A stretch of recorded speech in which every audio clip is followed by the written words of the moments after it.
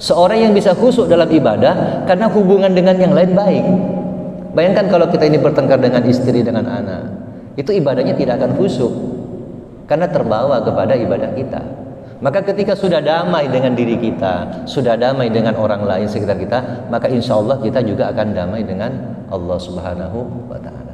Maka penting bagi kita minimal sedikit-sedikit mempelajari bagaimana mikro ekspresi tersebut. Hadirin rahimakumullah,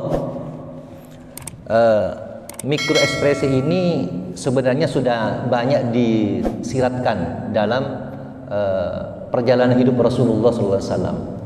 Bagaimana yang beliau gambarkan dalam bentuk akhlak yang baik. Misalnya bersedekah itu ternyata walaupun hanya dengan senyuman. Nah, senyuman ini sebenarnya mikro ekspresi. Dan senyum ini banyak macamnya. Senyum ini kan kaitannya dengan bibir dan dengan wajah. Nah, dari bibir saja itu nanti banyak senyum bagaimana, kesannya bagaimana, artinya bagaimana. Ini banyak dipelajari dalam mikro ekspresi.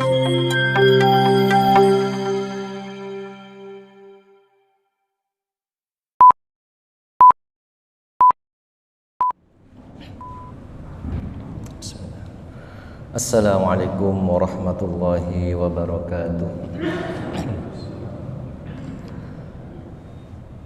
Alhamdulillahi rabbil alamin wa bihi nasta'inu ala umuri dunya waddin.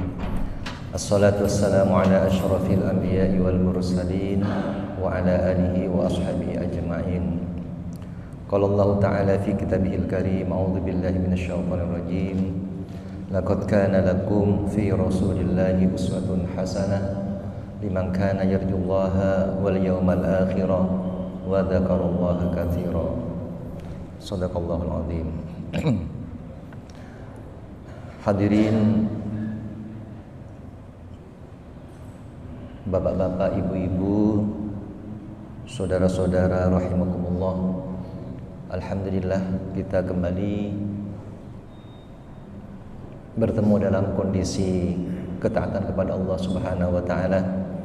Allah berikan nikmat kepada kita, nikmat iman, nikmat Islam, nikmat sehat dan sempat, sehingga kita bisa memenuhi panggilan Allah Subhanahu wa Ta'ala. Dan ini merupakan aktivitas rutin yang insya Allah sudah berada dalam aktivitas spontan yang tidak ada rasa untuk tidak mengerjakannya, karena kita sudah merasa bahwa kewajiban ini merupakan bagian dari hidup kita, merupakan rutinitas kita yang tidak ada paksaan, tapi muncul dari kesadaran jiwa kita, sehingga kita menjadi hamba Allah yang insya Allah istiqomah dalam menjalankan sunnah-sunnah Rasulullah Sallallahu Alaihi Wasallam. Hadirin rahimakumullah, pada kesempatan ini saya akan menyampaikan tentang mikro ekspresi. Ini didasarkan di dalam Al-Quran. Allah Subhanahu Wa Taala menurunkan sebuah surat, yaitu surat Abasa. Pada ayat yang ke-1 dan ke-2 Allah berfirman, a'udzubillahi minasyaitonirrajim, abasa wa tawalla an ja'ahul a'ma. Di sini disiratkan bahwa ada mikro ekspresi. Mikro ekspresi itu adalah ekspresi yang muncul sesaat ketika seseorang mendapatkan informasi atau menghadapi sebuah kejadian. Ada ekspresi wajah, tampilan wajah sesaat, bahkan ada yang mengatakan sepersekian detik yang muncul sebagai respon kepada sesuatu. Itu namanya mikro ekspresi. Dulu biasanya orang mengatakan adalah mimik wajah. Jadi tampilan wajah ketika ada fenomena yang masuk ke dalam dirinya. Makanya dalam sebuah komunikasi itu informasi yang kita tangkap itu akan kita respon. Nah, yang pertama merespon itu biasanya adalah bahasa tubuh. Bahasa tubuh. Nah, salah satu bahasa tubuh adalah bahasa wajah kita, tampilan wajah kita yang disebut dengan mikro ekspresi, yang merupakan komunikasi nonverbal. Kalau berkata-kata itu komunikasi verbal, seperti yang saya sampaikan ini. Tetapi dengan mikro ekspresi itu orang akan menyampaikan kondisi emosinya waktu itu tanpa harus berkata-kata. Dan setiap saat kita akan berhadapan dengan ini, baik diri kita maupun orang lain. Sehingga kadang-kadang orang itu tidak perlu berkata-kata sudah bisa menangkap apa tanda petik isi hati orang tersebut. Ini biasanya kita lakukan setiap saat tanpa kita sadari maupun kita sadari. Maka di sini kita mencoba walaupun secara singkat secara kulit-kulitnya saja bagaimana mikro ekspresi tersebut. Di dalam surat Abasa ayat 1 dan 2 ini disiratkan bahwa abasa wa tawalla, abasa wa tawalla. Jadi di sini disampaikan bahwa dia Nabi Muhammad bermuka masam. Muka masam ini adalah ekspresi wajah, bermuka masam dan berpaling. Anja'ahul a'ma, karena telah datang seorang yang buta. Telah datang seorang yang buta. Yaitu di sini dijelaskan yaitu Abdullah bin Ummi Maktum, seorang sahabat Nabi yang juga menjadi salah seorang muadzin dari Rasulullah SAW di samping sahabat Bilal. Beliau adalah orang yang buta. Tanda petik kalau buta di masyarakat kadang-kadang kurang begitu diperhatikan karena dianggap orang yang mempunyai kekurangan. Tetapi di sini Allah SWT memberikan pelajaran pada kita bahwa suatu ketika Rasulullah juga pernah berbuat salah. Rasulullah ini pernah berbuat salah, sampai diingatkan langsung oleh Allah Subhanahu Wa Taala ketika beliau menghadapi bangsa Quraisy. Kemudian datang tiba-tiba orang yang tanda petik mungkin dalam pandangan masyarakat tidak begitu penting. Makanya kemudian Rasulullah itu bermuka masam. Di sini bukan menandakan sebuah kelemahan Rasulullah, bukan. Tapi ini pelajaran yang Allah berikan pada kita bahwa beliau juga manusia. Ada sisi kemanusiaan yang tidak bisa lepas dari beliau. Dahulu orang-orang Quraisy itu pernah protes, mengapa Nabi itu bukan dari malaikat? Kan malaikat itu mempunyai kemampuan yang luar biasa. Mengapa dari manusia? Maka dijawab dengan ini bahwa ketika Nabi itu dari malaikat, maka Nabi itu tidak akan bisa dicontoh. Tidak akan bisa dicontoh perbuatannya. Karena berbeda alam. Tapi ketika Nabi itu dari bangsa kita, bangsa manusia, teori dalam Al-Quran, ya, teorinya itu bisa dipraktikkan dalam bentuk keseharian Rasulullah. Karena beliau adalah manusia seperti kita. Suatu ketika berbuat salah itu sebenarnya itu pelajaran dari Allah. Bagaimana cara agar kita itu bisa mengetahui kesalahan dan bisa menghindarinya. Maka di sini Allah mengajarkan kepada kita bahwa bermuka masam itu tidak boleh. Muka masam ini kan mikro ekspresi. Jadi tampilan wajah sesaat, sepersekian detik yang hanya bisa dibaca oleh orang yang paham. Yang hanya bisa dibaca oleh orang yang paham bagaimana mikro ekspresi tersebut. Ini mungkin banyak diperlukan ketika itu terjadi perusahaan atau lembaga akan mengambil karyawan baru. Itu salah satunya itu tes psikologi kan, salah satunya itu wawancara dengan seorang pakar misalnya yang ahli mikro ekspresi. Ada juga yang ahli grafologi, ahli membaca tulisan tangan. Ini banyak dipakai sekarang untuk melihat karakter orang tersebut. Bahkan ada juga ilmu reading face, membaca wajah. Jadi membaca wajah ini ilmu ya, ilmu. Namanya ilmu itu juga ada kelemahan. Tapi ilmu ini muncul karena dari penelitian-penelitian, yang pengalaman-pengalaman terus yang mungkin bisa dipatahkan oleh penelitian yang baru kalau ada yang lebih akurat. Maka perusahaan-perusahaan besar biasa itu menggunakan ini. Menggunakan wawancara. Di situ juga ada ahli psikolog yang akan mewawancarai bagaimana mikro ekspresinya, kelihatan bagaimana karakternya itu bisa tampak. Walaupun tidak 100% tapi bisa mengarah ke sana. Kita juga berinteraksi dengan orang lain. Tujuan kita mengetahui mikro ekspresi ini bukan untuk menyampaikan kelemahan orang, bukan untuk mengungkap keburukan orang lain, tapi untuk bisa memperbaiki hubungan. Bisa memperbaiki hubungan dan mencari solusi. Kalau seorang suami itu bisa membaca wajah istrinya, mikro ekspresinya yang setiap saat bersama kita bisa melakukan interaksi yang lebih baik. Kita lihat ada kesan marah misalnya, maka kita tidak marah juga, sehingga bisa mengurangi dampak-dampak negatif. Kepada anak kita yang mungkin ada masalah itu tampak di wajahnya. maka kita bisa mencari solusinya. Itu tujuannya.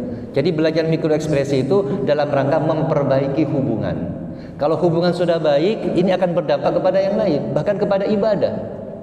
Seorang yang bisa khusyuk dalam ibadah karena hubungan dengan yang lain baik.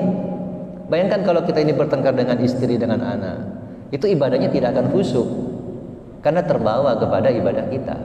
Maka ketika sudah damai dengan diri kita, sudah damai dengan orang lain sekitar kita, maka insya Allah kita juga akan damai dengan Allah Subhanahu wa Ta'ala. Maka penting bagi kita minimal sedikit-sedikit mempelajari bagaimana mikroekspresi tersebut. Hadirin rahimakumullah, mikroekspresi ini sebenarnya sudah banyak disiratkan dalam perjalanan hidup Rasulullah SAW. Bagaimana yang beliau gambarkan dalam bentuk akhlak yang baik. Misalnya bersedekah itu ternyata walaupun hanya dengan senyuman. Nah, senyuman ini sebenarnya mikroekspresi. Dan senyum ini banyak macamnya. Senyum ini kan kaitannya dengan bibir dan dengan wajah. Nah, dari bibir saja itu nanti banyak senyum bagaimana, kesannya bagaimana, artinya bagaimana. Ini banyak dipelajari dalam mikroekspresi. Tetapi secara keilmuan mikroekspresi ini ditemukan oleh Paul Ekman, ya. Paul Ekman seorang psikolog, ya. Beliau bahkan membuat sebuah alat yang bisa mendeteksi emosi dari wajah seseorang. Ya. Membuat sebuah alat, ya, namanya EMG recording. Ini buatan Paul Ekman yang akan membantu juga untuk melihat ekspresi wajah seseorang, dan itu bisa terekam. Sebagaimana juga ada alat yang bernama lie detector yang bisa mendeteksi kebohongan. Dengan cara bagaimana? Sebab orang bohong itu akan terjadi perubahan dari wajah, dari mimik wajahnya, dari ekspresi, juga perubahan detak jantung, juga aliran darah dan semacamnya, itu bisa dideteksi oleh lie detector. Ini mungkin ada kemiripan fungsinya. Bapak-bapak, Ibu rahimakumullah. Nah, dalam mikroekspresi ini, ekspresi wajah ini ada 7 ekspresi dasar. Ada 7 tampilan dasar dari wajah kita. Yang pertama adalah marah. Kemudian yang kedua adalah jijik itu. Kemudian yang ketiga adalah meremehkan. Yang keempat takut. Yang kelima terkejut. Yang keenam sedih, dan yang ketujuh senang. Ini adalah mikroekspresi dasar yang bisa tampak dalam keseharian kita. Dari sini kita bisa menilai kondisi emosi seseorang dan bisa memberikan respon yang lebih baik untuk menguranginya.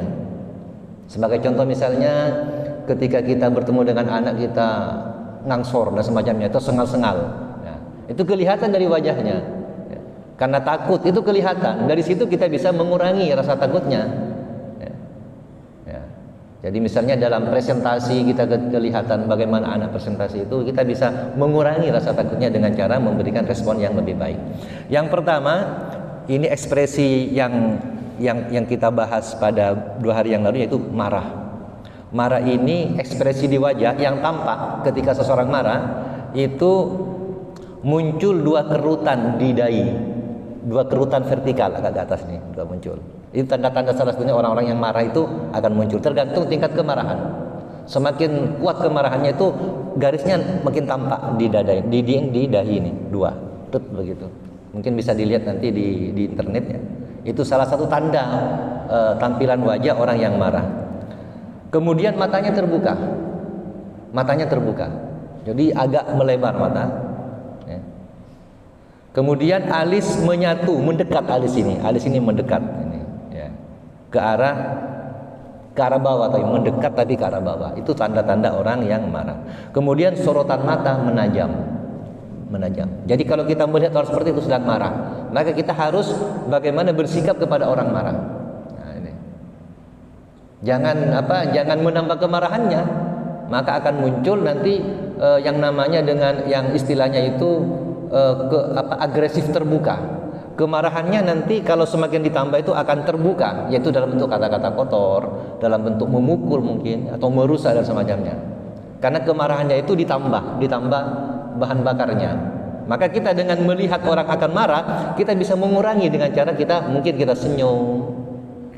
Kalau ada orang yang sangat marah, kita itu merespon dengan baik, insya Allah akan menurunkan kemarahan dia, akan menurunkan. Nah, ini pentingnya kita bisa membaca ekspresi. Melihat istri marah, jangan semakin kita tidak peduli.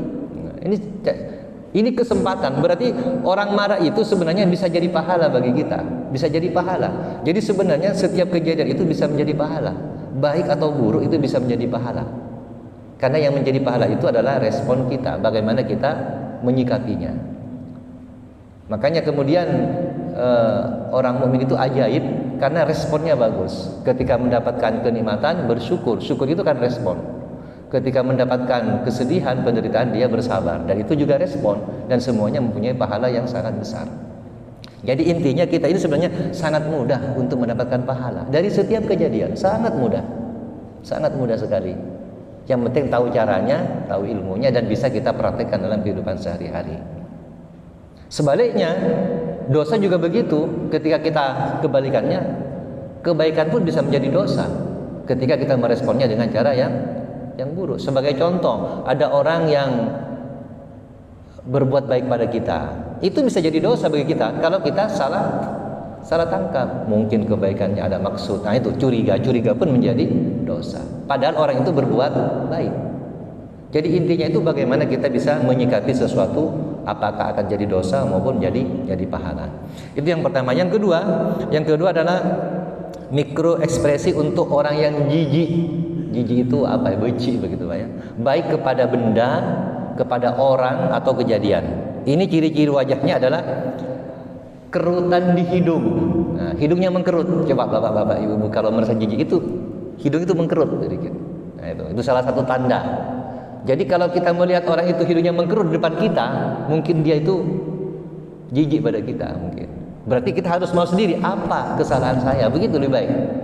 Apa kesalahan saya? Ada yang kurang atau ada yang apa itu ya? Atau mungkin bau badan kita misalnya yang tidak kita sadari, kita lupa mandi sehingga lewat sama orang merasa jijik dengan tanda itu di hidungnya mengkerut. Ya, hidungnya mengkerut ketika melihat kita. Kemudian bibir atas itu terangkat. Jadi bersamaan itu ini sebentar. Ada yang mengatakan sepersekian detik saja, sebentar.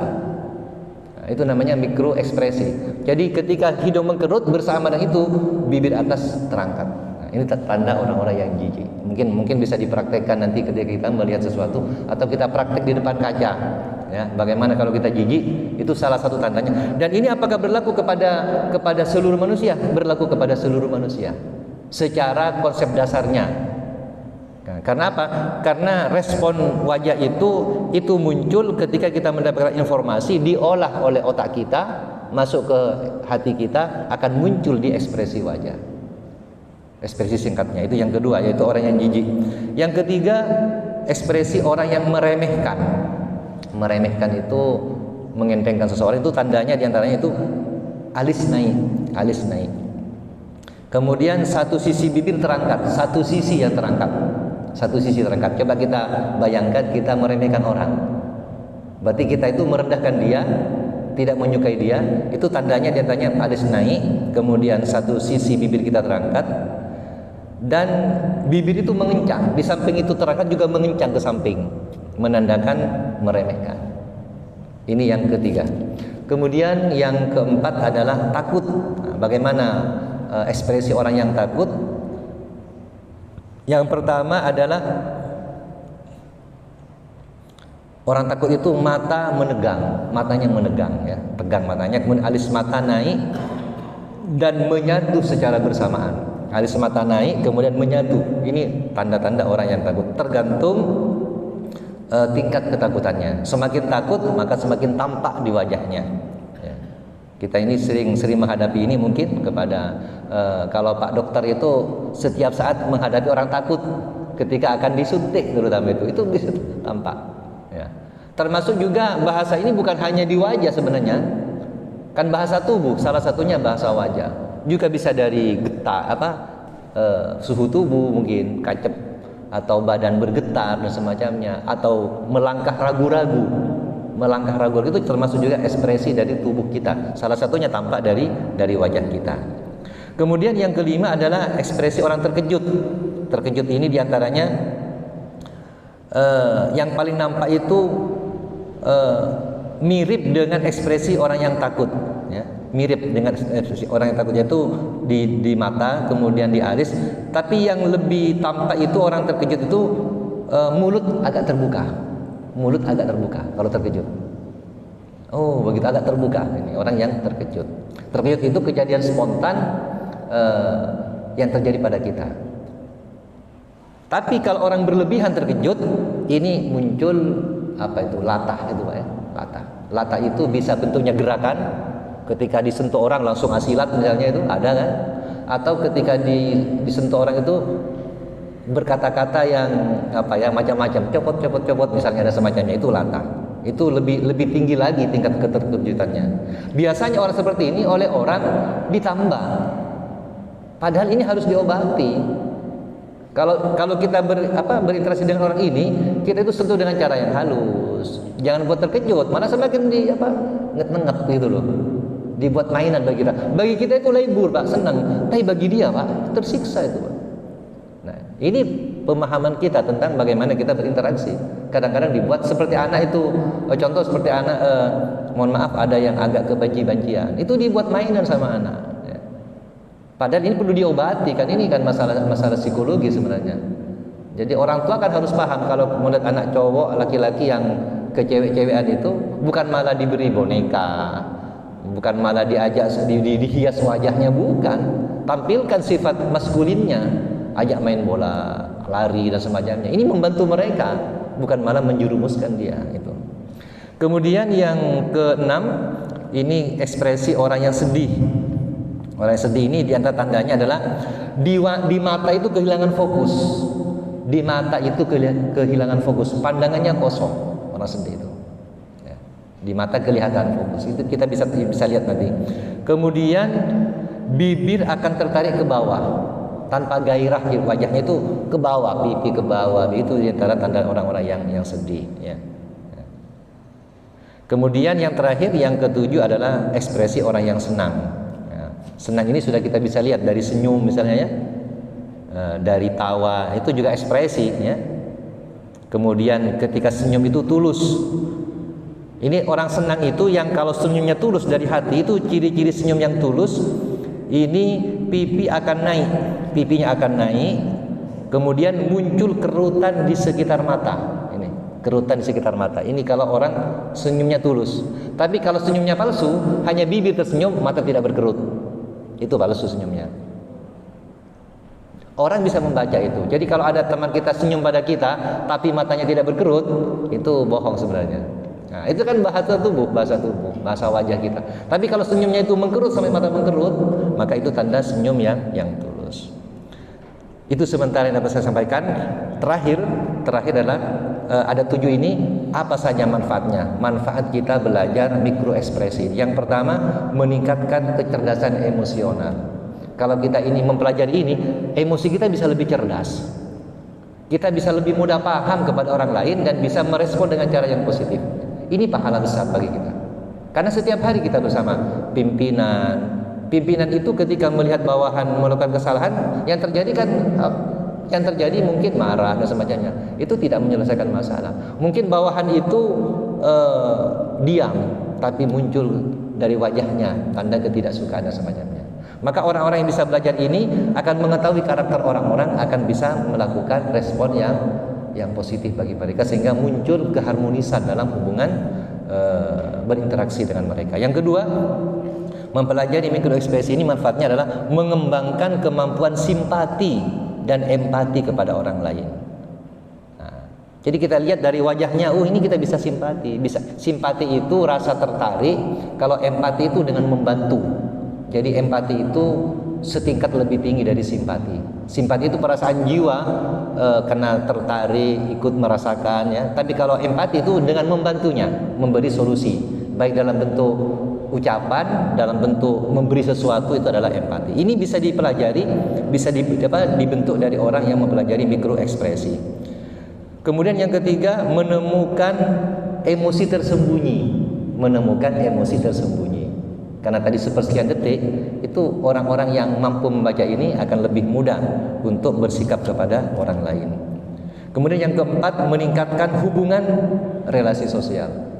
Meningkatkan hubungan sosial. Ini kan keharmonisan akhirnya, keharmonisan dengan tetangga, dengan karyawan dan semacamnya, yang insya Allah itu akan menjadi kesan bagi dia. Dan kalau kita mampu membaca ekspresi seseorang dan kita berlaku baik kepadanya, ini jadi saksi di hadapan Allah. Jadi saksi di hadapan Allah, orang itu akan bersaksi bahwa kita ini orang baik dan menjadi pintu yang mudah untuk masuk ke surga. Jadi sangat besar manfaatnya. Kemudian yang kelima, memahami kondisi kejiwaan seseorang, memahami kondisi kejiwaan, sehingga kita bisa merespon dengan cara yang tepat, waktu yang tepat. Ketika kita memahami kondisi kejiwaan seseorang dengan cara membaca wajah mereka. Yang terakhir, dapat memberi respon yang positif terhadap kondisi orang yang negatif. Jadi ketika kita lihat wajahnya negatif, itu dari kita bisa buat respon positif sehingga dia menjadi positif juga. Yang terjadi adalah keharmonisan dalam berinteraksi. Itulah yang dapat saya sampaikan. Mudah-mudahan saya sendiri bisa mempelajarinya, memahaminya, bisa mempraktekkan juga bapak-bapak ibu sekalian, sehingga relasi kita dengan orang lain lebih baik, terutama dengan anggota kita, anak istri kita di rumah, orang-orang terdekat kita, yang semuanya itu menjadi ladang pahala bagi kita untuk meningkatkan bekal kita menuju Allah Subhanahu wa taala. Demikian, walafu minkum, subhanakallahumma wa bihamdika asyhadu an la ilaha illa anta astaghfiruka wa atubu ilaik. Wassalamualaikum warahmatullahi wabarakatuh.